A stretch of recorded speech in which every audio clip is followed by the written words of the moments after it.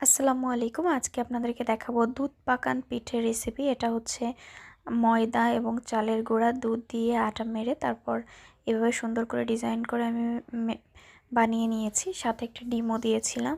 এরপর সুন্দর করে ফুল করে ডিজাইন করে এটা আমি তেলে ভেজে নিচ্ছি।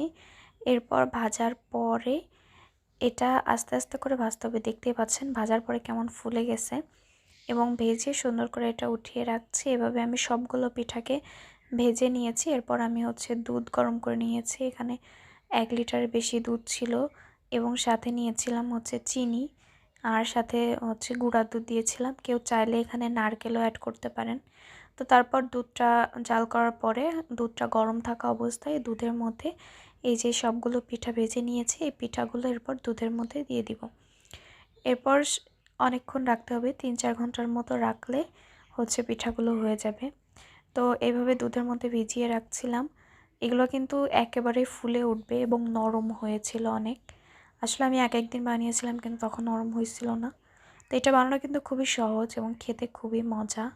তো এভাবে এই যে দেখতেই পাচ্ছেন 3-4 ঘন্টা পরে উঠিয়ে ফেলছি। এই ফাইনাল লুক এবং দেখুন আমি আপনাদেরকে দেখাচ্ছি পিঠাটা কতটা সফট হয়েছিল।